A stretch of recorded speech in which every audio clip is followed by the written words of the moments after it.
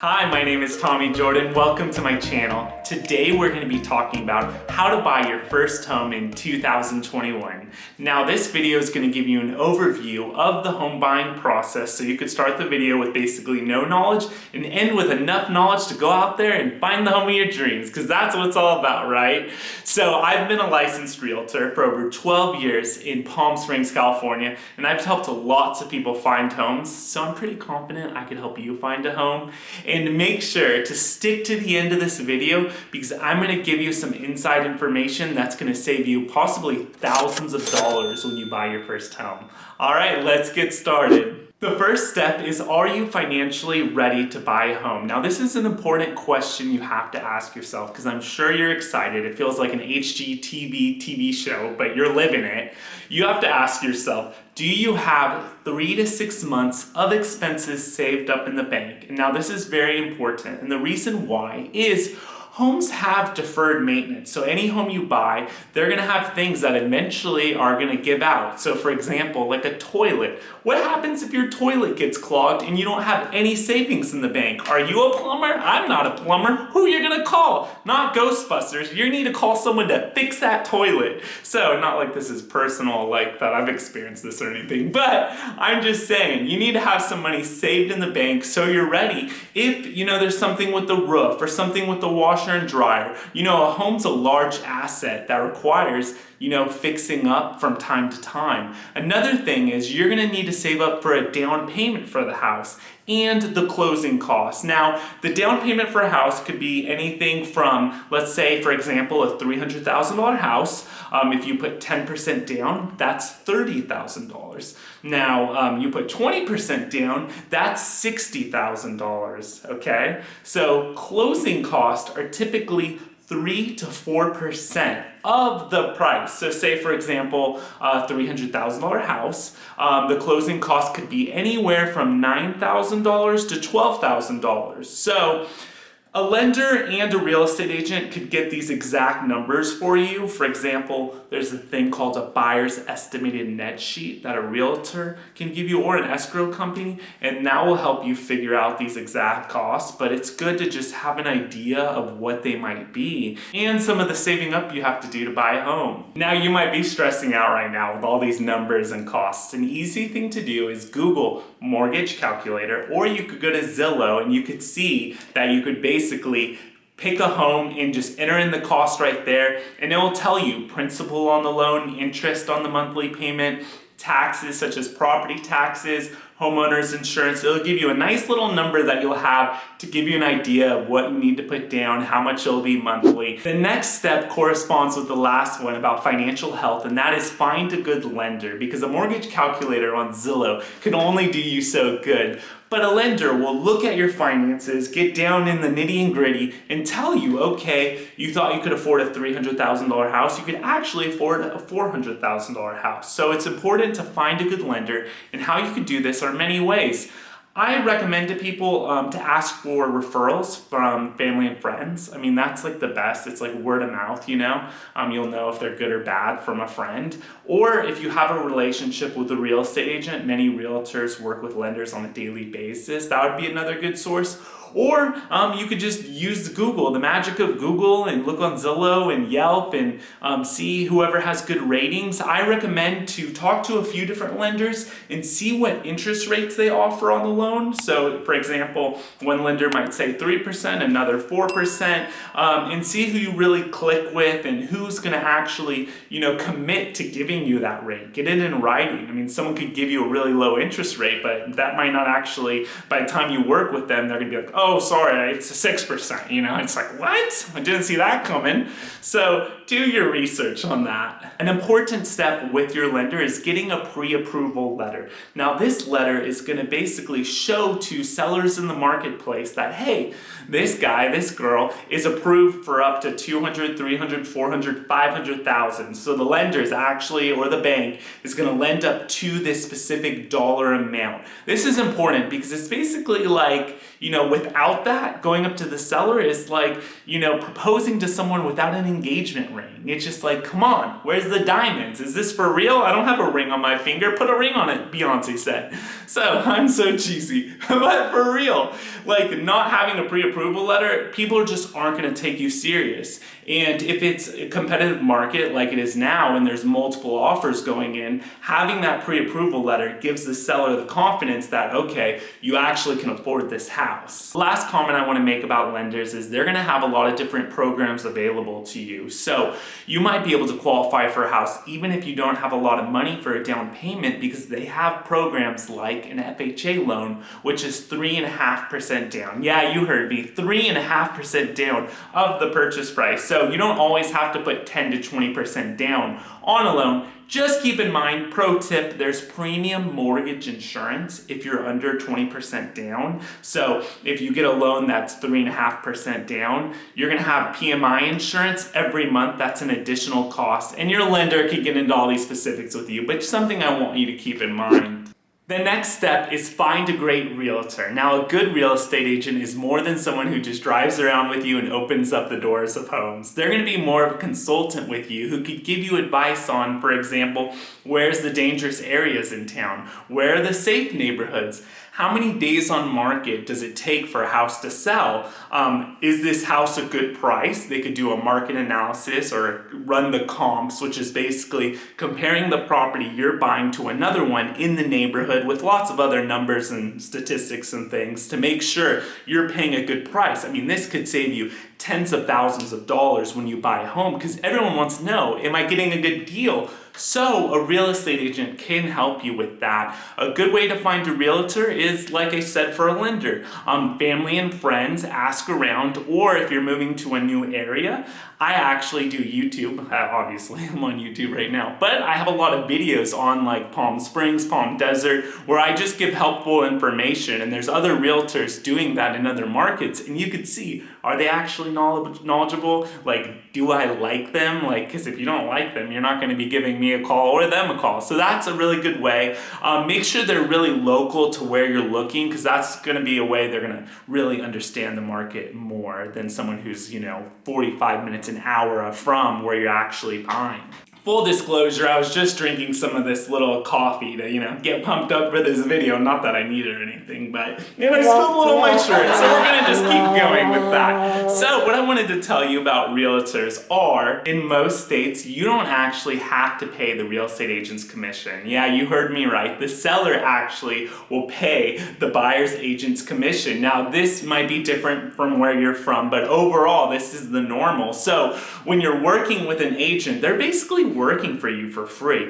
I mean, we're talking like night and days and mornings and 24/7, 7 days a week. I mean, almost like a doctor sometimes on your behalf. So to commit to them, that's a big thing. Don't cheat on them. Don't, do them dirty. Don't go be talking to other realtors. Make sure you're gonna actually work with the realtor that you commit to in the beginning, because the reason why is if you're lying to them, lying to another realtor, you're not gonna get the best service, honestly. And it's just be a good person, The next step, which seems obvious, but a lot of people don't do this, is to learn the areas. Drive around the neighborhoods or the different cities or that you're thinking about actually buying a home in. I mean, know where the local McDonald's and Starbucks is. If you don't know that, you probably didn't do your research, because they're everywhere. But really, that makes it sound like I just go to Mickey D's and Starbucks all the time. I don't, honestly.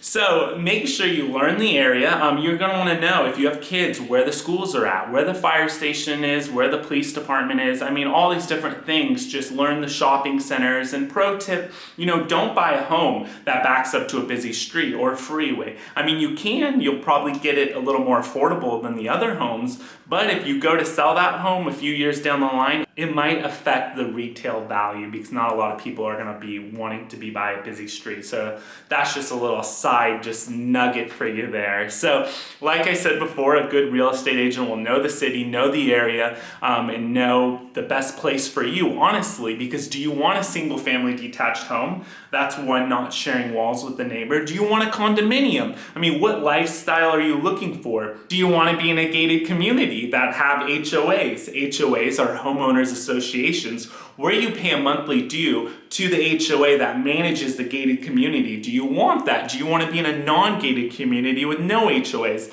All of these are very important questions to go over with your realtor and to really get your criteria and just nail it down, have it ready, so you're not just keep swimming. Is that like Nemo? But you want to swim in the right direction, like a salmon upstream, not like Dory, just lost in the ocean. So get that criteria just down, and then once you have that, especially if the homes are selling quick, you'll be ready the moment that home comes on the market. You have your criteria laid out, game plan, you strike. Iron's hot. Bam!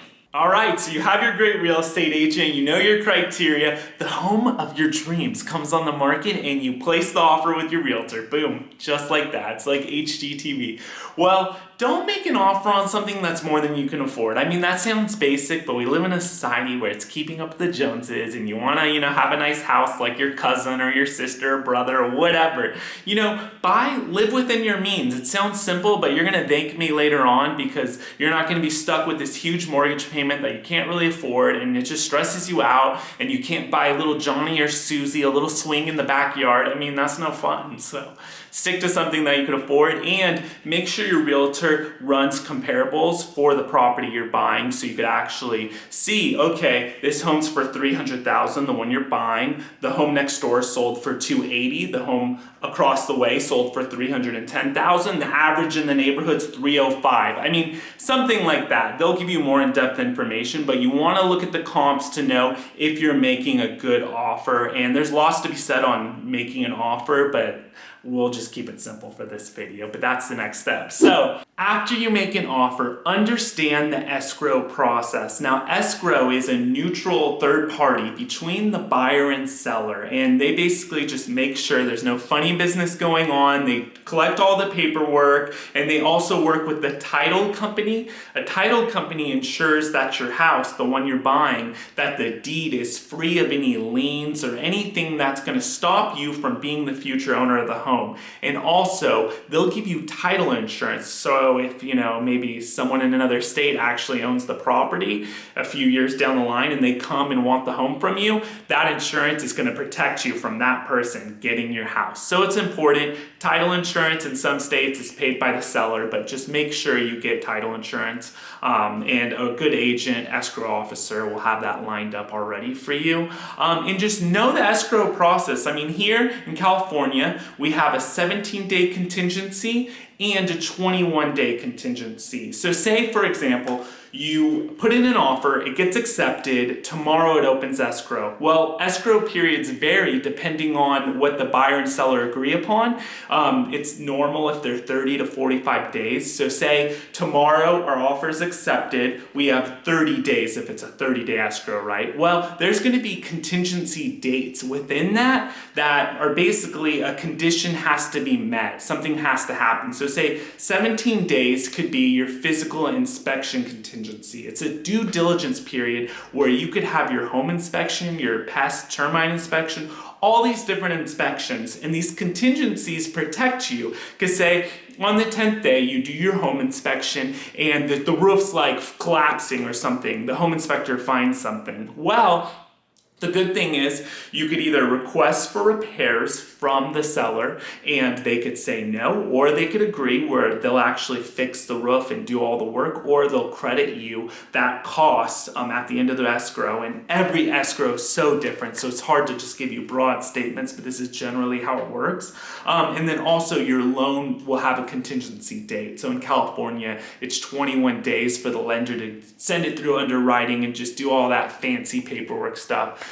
To make sure you could actually get the loan. I mean, because even if you got a pre-approval letter, they need 21 days just to process the loan with the bank. So, for example, on the 20th day, they say, sorry, we can't give you a loan, and you're like, this guy's falling Chicken Little. Well, don't worry, you still have one more day and you could back out of that deal and be fine and get your earnest money back. That's something I didn't talk about. Every state's different. So earnest money is basically a percentage that you put down of the home price. So say a $300,000 house, 3% earnest money, you put that upfront $9,000 down when escrow opens up, and that money will eventually go towards the down payment, go towards the house at the very end of escrow. Every state's different with earnest money, so you're gonna have to, talk to your realtor. But these are some things to know about. My big thing is in a transaction, know the contingency dates, because those are gonna protect you as a buyer. If there's something wrong with the house and stuff, you could still back out with no repercussions to you. So that's just super important. Another thing, have a good home inspector. Now your agent will most likely recommend you an inspector. Honestly, ask a review of them. Ask around if anyone knows a good home inspector. Get like a lot of resources on this, because a good home inspector will walk into that property, and every property basically has something wrong with it. We're talking about a sink, a toilet, the roof, anything, and they'll find it. They'll create a huge report, like pages and pages on this document. At the end of the inspection, they'll say, hey, everything looks pretty good, but there's some tile outside that's cracked and it could be hazardous by the pool. It might be $500 to replace. And you're like, oh, great. And just a bunch of little things like, for example, a GFCI, like electrical outlet might be like out. They'll just tell you everything. So this is one of the tips I was saying in the beginning that could save you thousands of dollars. Have a good home inspector. And if they recommend, for example, like the roof or the plumbing, like some things look off and they're like bigger things, what you do after that is you get a licensed contractor who's a roofer, who's a plumber. And by the way, I'm just a guy on YouTube just giving free advice, so this isn't like legal advice or anything, but I'm just, telling you what I would do. You get a licensed contractor in these different trades, and they'll actually come and give you bids, estimates for what these things might cost. And that's how you do your request for repairs with the seller. So if there is something big, you could do that. The escrow process is really a time for you to see, it's like a blind date that's turning into a non-blind date. You actually see all the flaws. It's like being in love and not seeing someone's flaws, so all of a sudden being like, oh, I didn't know you were like that. This is probably what my wife thinks, I married this crazy person. But honestly, it's important. So that's a big tip. Also, make sure you get a home warranty plan. A home inspector is going to do a great job. Anyone else you have come into the property. But there might be something like, say, the AC unit. Okay, he says, hey, this AC unit, it was, it's 20 years old. The life expectancy is 30 years, just hypothetically, right? You buy the home and then that year the AC goes out. You're like, what? I was supposed to have 10 more years on this AC unit. Well, in a home warranty plan, that AC unit could be covered, and then it could be $5,000, $6,000, and that will be taken care of. So you don't have to come out of pocket. So you do a great inspection, you get your home warranty plan, and it really protects you going forward in the future. All right, the next step is you close on your home. Boom, it's just like HGTV. It's not that hard, right? That's it. You basically get the keys, escrow closes. Obviously, there's going to be a lot more steps in here, and this isn't like a 2, 3, 5-hour seminar, so I'm just trying to give you an overview. But this is going to give you, a good understanding of what happens when you buy a home. And like I said, there's various professionals like realtors, mortgage brokers, and escrow officers, people in your state that are going to have your state-specific information. But yeah, I hope that really helped you. If you like this video, make sure to hit that like button. I spent a lot of time making this for you. Subscribe if you want to learn about real estate and real estate investing every week. My name is Tommy Jordan. It's been a pleasure. See you next week.